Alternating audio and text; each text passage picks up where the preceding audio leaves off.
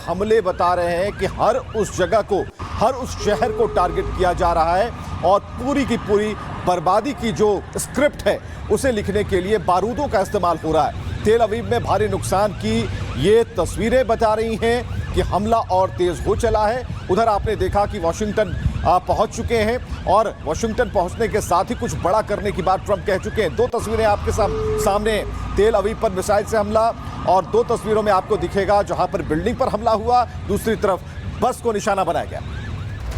और दूसरी तरफ ईरान की तरफ से भी बड़ा अटैक किया गया है। इजराइल के गोलान हाइट्स में ड्रोन दागे गए हैं। हालांकि इजराइल की तरफ ड्रोन को मार गिराया गया है कि जो इजराइल का गोलान हाइट्स है वहां पर भी हमला किया गया है और ईरान ने इसे हमले में तब्दील किया, लेकिन इजराइल की तरफ से मुंहतोड़ जवाब दिया गया है। इजराइल ने इन सभी ड्रोन को मार गिराया है। ये गोल्डन हाइट्स का इलाका है और जो मीनाक्षी बता पा रही थी, इजरायली सेना ने ईरान के ड्रोन को इंटरसेप्ट किया है और उसकी तस्वीरें और उसके बारे में पूरी इंफॉर्मेशन अभी मीनाक्षी बता पा रही थी। गोल्डन हाइट्स में ड्रोन अटैक हुआ है ईरान की तरफ से, एक बड़ा हमला, और इस हमले की तस्वीरें आप देख पा रहे हैं जो आपको इसमें दिखाई देंगी कि किस तरीके से बड़ी इमारतों पर एक साथ कई बार बमबार्डिंग की गई। और इसी बीच एक और बड़ी खबर बताते हैं, इजराइल के ईरान के तबरीज में हमला शुरू किया। तबरीज में धमाके की लगातार दो आवाज सुनाई दी गई है। ये बड़ी जानकारी, दो बार ये आवाजें सुनाई गई हैं। बड़ी खबर आपको बता रहे हैं, इजराइल के ईरान के तबरीज में हमला होता है और उस धमाके की आवाज हम आपको भी सुनवाते हैं। इजराइल ने ईरान के तबरीज में हमला किया है। इजराइल रुकने का नाम नहीं ले रहा है, लगातार ताबड़तोड़ बैक टू बैक अटैक हो रहा है। तबरीज में धमाके की लगातार दो आवाज सुनी गई है।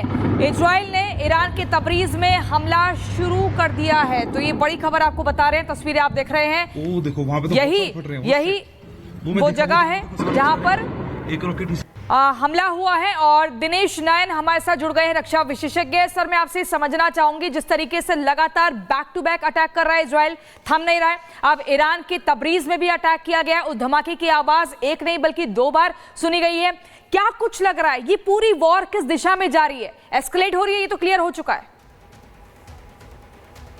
देखिए प्रियंका, अगर ये सिर्फ इजराइल और ईरान में होती रही तो बहुत लंबी चली जाएगी ये लड़ाई।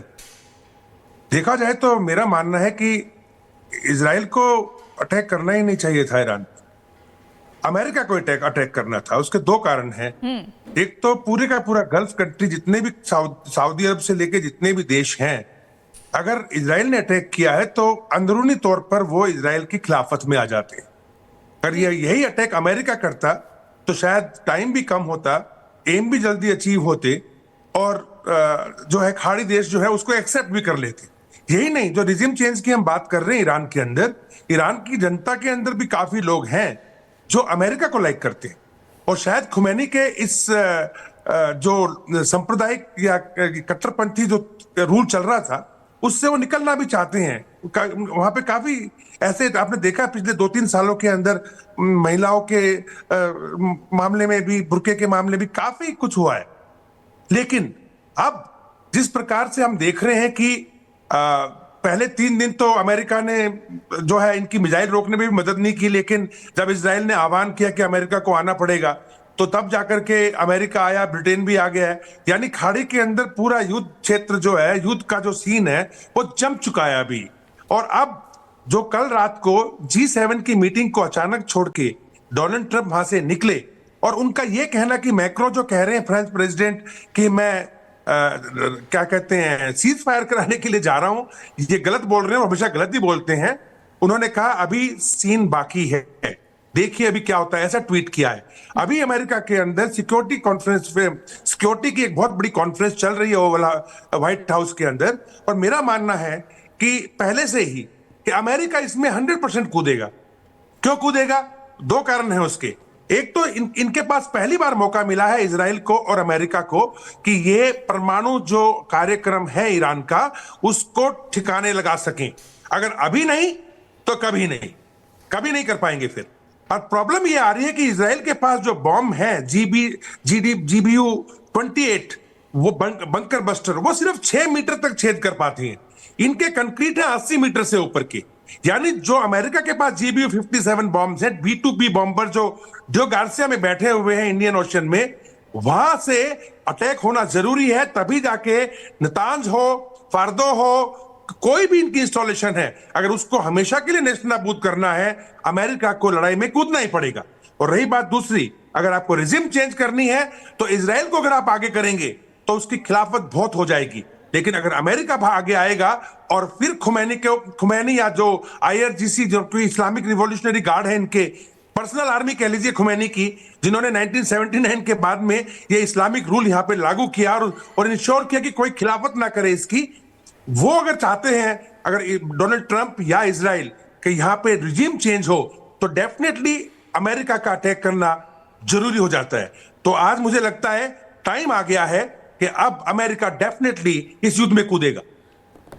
तो बिल्कुल ट्रंप क्या करने वाले हैं ये बताकर ठोकना इसे कहते हैं, और ट्रंप वही कर रहे हैं। बताया उन्होंने कि वो क्यों जा रहे हैं, और जो भी खबरें चल रही थी कि ये मैत्री करवाने जा रहे हैं, समझौता करवाने जा रहे हैं, इस बात से साफ तौर पर उन्होंने इनकार कर दिया है और ये बता दिया है कि कुछ बड़ा करने वाले हैं, कुछ बड़ा ऐसा जो एक मैसेज भी देगा। और लगातार हमारे जो रक्षा एक्सपर्ट हैं वो अपनी बातें कह रहे हैं।